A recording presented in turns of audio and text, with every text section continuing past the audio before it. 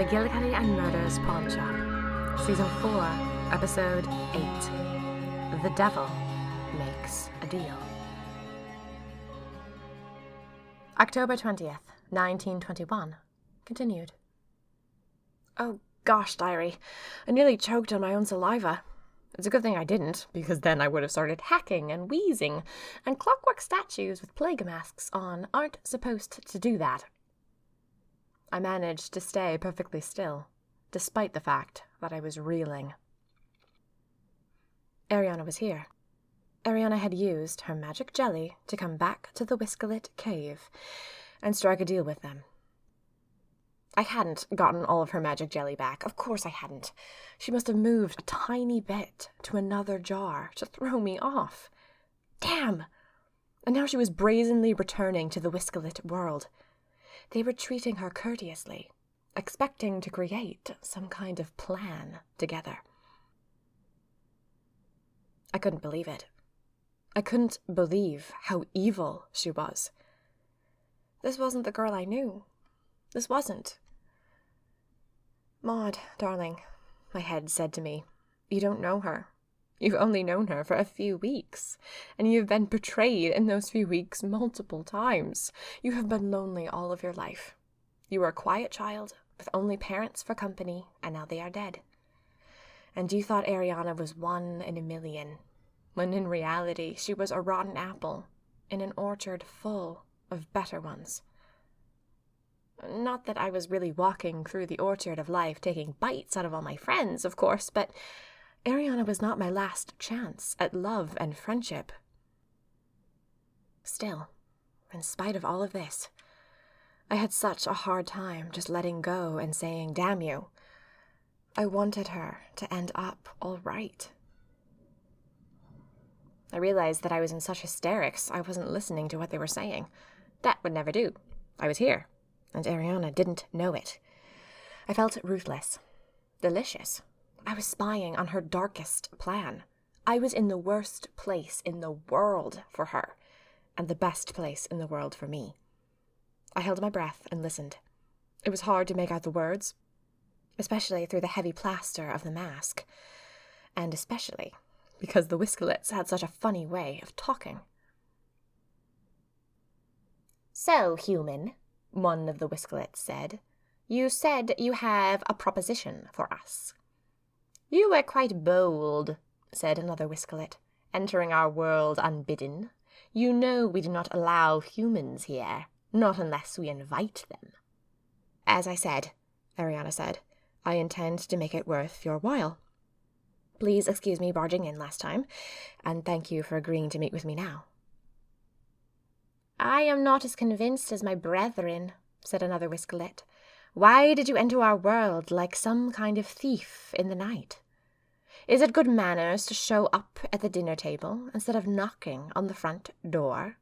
Why did you not summon us? I tried to summon you, Ariana said.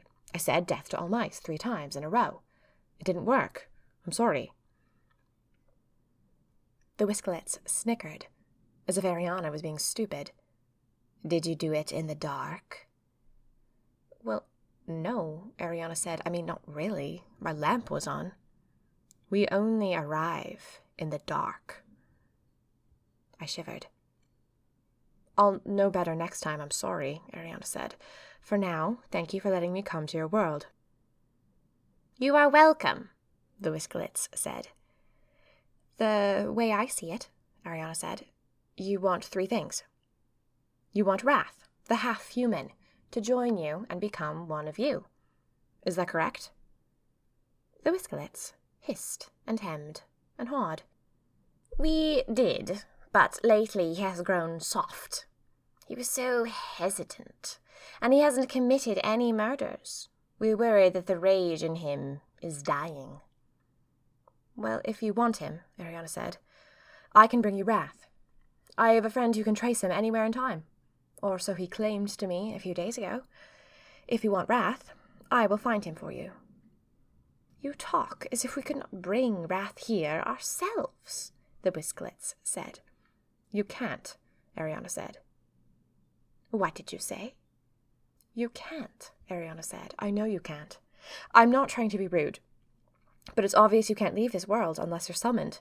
You can watch humans, make plans, want things, but until a human chants death to all mice and brings you to them, you are doomed to hide in this cave. The whiskelets hissed and jabbered. Finally, the voice of one broke through the group. Brethren, let us not falter. She is correct. She has discovered our limitation. My heart jumped. If the world could ever forget the whiskelets, forget the phrase, death to all mice, they'd stay trapped here forever, unable to interfere in our world. They wouldn't be dead, but they would be pointless. So, Ariana said, I can give you what you want. I know you want to be able to move around the human world, to do whatever it is you do. I'll summon you to wherever and whenever you want to go. I'll let you play around in the human world for a bit. That's what you want, isn't it? We want death to all mice, a whiskelet said. Or so say I, and so say all of us. Death to all mice, Ariana said. Of course. And who are the mice? Who do you want dead? Oh, we don't care who the mice are, the whiskelets said. Yes, everyone is mice to us, all humans, useless and dirty and squeaking and small, pests, making the kitchen of our life a royal hell. So, Ariana sounded taken aback. Sorry, you're trying to end the entire human race? You want to wipe out all of mankind? Well, eventually, yes, but we enjoy... How do I say it, brethren? We are eagles, enjoying the hunt and enjoying playing with our food. I see, Ariana said. You like the game? It is a very sophisticated game, the whiskelet said. Death. We like to kill one little group at a time, here or there. We like to end the human race by category. By category? Oh yes, the Inquisitions, that was us. We get better and better as time goes on. Oh, I see wonderful things in our future. Men with white hoods will summon us. A miserable, half-insane painter will chant our name in German. We will wreck humanity, and we will watch in awe as our power aids in the destruction of empathy. That's what you do, Ariana said? You just watch people suffer? Humanity is obsessed with the idea of other, a whiskelet said. It's us versus them, and they are never as human as we are. Humans can't kill other humans. This is a deep truth. Humans cannot kill other humans. Not without a withering of the soul, a regret too deep to bear. But as soon as humans can trick themselves into thinking of the others as mice, feeble, pointless, not quite human mice, well, then they become easier to kill. We thrive on it. It is the foundation for our entire enterprise. Death to all humans? No, that would never do. But death to all mice? Humanity laps it up like poisoned milk. I see, Ariana said. So, well, I'm confused. What can I really offer you then? What do you actually want? This is how the system works, girl, the whiskelet said. A human summons us. We give them power. Untold power. We help them sway the masses with their lies. We grant them luck. We grant them strength. We put our dark magic into their darkest attempts. Then, when they have reached their goal, well, they die. And then they become one of us.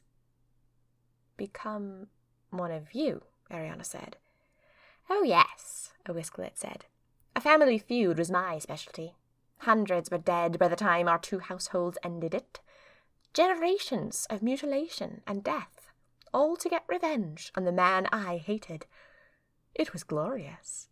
Then I died in old age, just as the feud died, and I'd done so well in my destruction. I became a Whiskerlet, to never let the hatred die. So you never wanted Wrath, Ariana said. Not off the bat. You wanted him to do something horrible first, with your power. You wanted to use him to destroy part of the human race. We thought he would be so good, the Whiskerlet said. He wanted to slaughter all the night enthusiasts, but in ghastly ways that would breed more and more pain and suffering, cycles that wouldn't stop for generations. We love cycles. But we worry now that he isn't going to slaughter all the night enthusiasts, at least not with our help. So, another Whiskerlet continued, we are willing to help you do the opposite. Would you like to slaughter the ones who belong to the pawn shop? We can do that. We can give you the power to murder them all. It'll be ghastly. It'll be thorough. They are the only ones who could possibly stop you. The magic unusuals, all around the world, they don't care what you do in your little city. And if you find that they do care, well, then you could just kill them too. You could ensure that the only magical beings in the world were all night enthusiasts. Magic could become synonymous with dark magic. You could rule the world. Ariana paused for so long. I wanted to rip the mask off my face and stare at her. How could she possibly respond to that? Does it have to be slaughter? She finally said. Can you help me do other things? Can your magic be used for atrocities that don't involve death? It is death to all mice, human. What about... Ariana paused again. What about a partial death? A partial death? Yes, Ariana said. I've got a proposition for you. But first you have to tell me whether or not you can. Are you only limited to death? Or can you do anything? Once summoned, a Whiskerlet said, we can do anything. Whether we choose to do anything or not is our business. I tell you, we like death. I am going to go home and think, Ariana said. When I've settled on a proposition, I will summon you again. Properly this time, in the dark. I'll tell you my plan, and I promise you'll like it. So be it, the Whiskerlets said.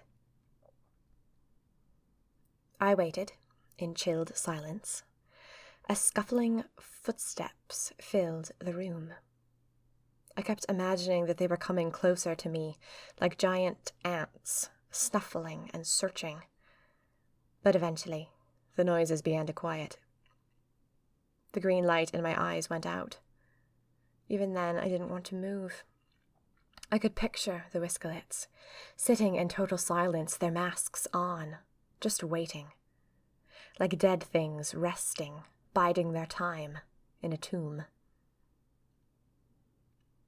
Finally, however, the light snapped back on, and I heard Octavia hiss, Maud, are you still in there? It's all right, they've gone. I whipped the mask off. I gulped for breath, only then fully realizing how stuffy it had been in there. I flung the cloak aside and shuddered. Did you just get back? I said. No, Octavia said. We heard them. Vaguely. We've been waiting in the tunnel. But it's all right, they've gone now. Good thing you were waiting here, Maud, or they would have noticed the missing man. Then she said lightly, Did they talk about anything interesting? I gulped. I couldn't talk yet. Here, let's get the body back up, and then get out of here. Maud, Octavia said. I got out of the way, and Noble propped the clockwork body up. It was an ugly thing, made of mouldy burlap and metal joints. I whisked the cloak around it, while Octavia tied on the mask. Maud, you did hear something, didn't you? She said. Noble, I said, you still have a murder object in your pocket, right? Of course you do. Let's leave, I said. Now. Maud, I'm sorry, Noble said. I've still got some things in a house. I don't want to leave any trace of us here if I can. Could we grab those things and then get out of here? Yes, I said. I wrung my hands. Let's go. Shaking, I hurried back down the tunnel. Noble and Octavia followed me a minute later. I think they'd stopped to check that the fake Whiskerlet was fully in place. I paced outside the cottage that I'd found Noble in, wild, with what I just overheard. A moment later, Octavia and Noble rushed out of the tunnel, looking nearly as spooked as I felt. "Come on, Maud, you have to tell us," Noble said. I nodded. I whisked into the cottage, so Noble could at least start grabbing his things while we spoke. I opened the cupboard and started checking for artifacts of Noble James, while Octavia watched me nervously, and Noble rapidly shoved things into his pockets. "I overheard Ariana," I said. "That's what I'm so paralyzed about. Ariana visited them. She wants to work with them. She said..." I stood, staring, unable to continue. "She said what, Maud?" "She was talking with them about murdering every magic unusual who wasn't a night enthusiast," I said. "At least in our city." "She wouldn't," Octavia breathed. Noble ran his hand over his face.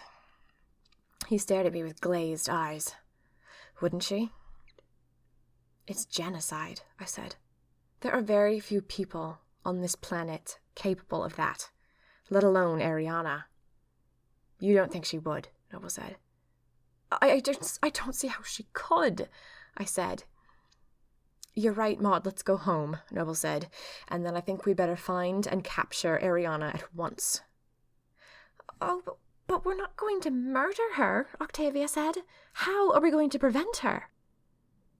"We could keep her in a lighted room for the rest of her life," I said. "The Whisklets can't arrive in the light." With that, ashen and sour and sick with fear, we used the murder object to teleport out of the Whisklet world, and from there we used an eye symbol to go straight to the haunted house. It was a funny thing when we arrived. We were sick to death with fear, on the cusp of horrible urgency. We had to get Ariana, and fast, before she had a chance to work with the Whisklets. When we arrived in the haunted house, however, everyone dropped what they were doing, screamed, and then burst into happy tears. Noble James had been dead, you see.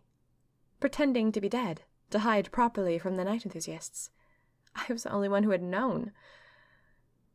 None of that seemed to matter now, since we were a household of people in the same sort of trouble.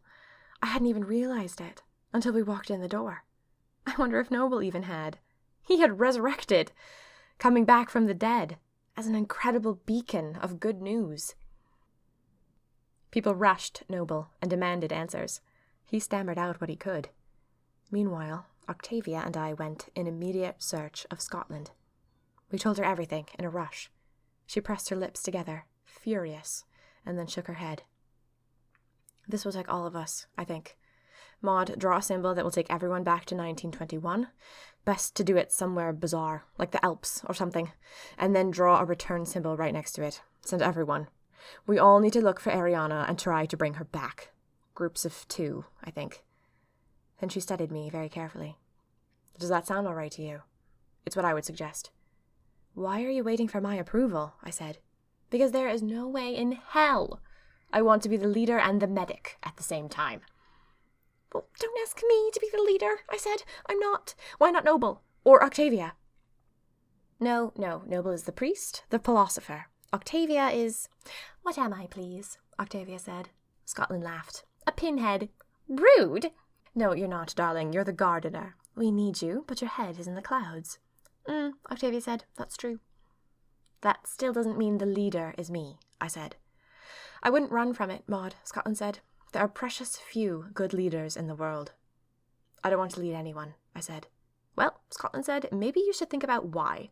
And in the meantime, act like a leader anyway, because I have too much to do and Mr. McGillicuddy still hasn't woken up." Scotland dashed away, and I looked back at Noble. He looked a little lost, and he gazed at me for help, escaping the throng of people who were thrilled he wasn't dead. "Everyone," I said. I cleared my throat. Please listen." "Quiet!" Octavia shouted. "Thank you," I said. A plethora of shining faces turned to look at me. I think they'd expected the explanation for why Noble wasn't dead. Instead, I tried to explain our situation as quickly as I could. "We all have to leave at once, I'm afraid. In groups of 2. We must find and capture Ariana and bring her back here. She wants to team up and gain dark powers from a group of monsters called the Whiskelets. We mustn't give her that chance. I'm not. I mean, we're all very brave, but I don't think we could possibly defeat something like that. If she makes it to the Whiskelets before we make it to her, everything will be lost. We hope you've enjoyed Season 4, Episode 8, The Devil Makes a Deal, of McGillicuddy and Murder's Pawn Shop. McGillicuddy and Murder's Pawn Shop is written and performed by Minerva Sweeney Wren, all rights reserved. Please subscribe, share it with your friends, and visit minervasweeneywren.com for more. The most impactful way to support McGillicuddy and Murder's Pawn Shop is to simply follow Minerva Sweeney Wren at Meg Macaulay Inc. on Instagram and Twitter. Please consider giving $1 a month at patreon.com/SweeneyWren to unlock upcoming adventures. All links are in the description of this episode. McGillicuddy and Murder's Pawn Shop will continue in 2 weeks with Season 4, Episode 9. I was normal, I was good, I was magic.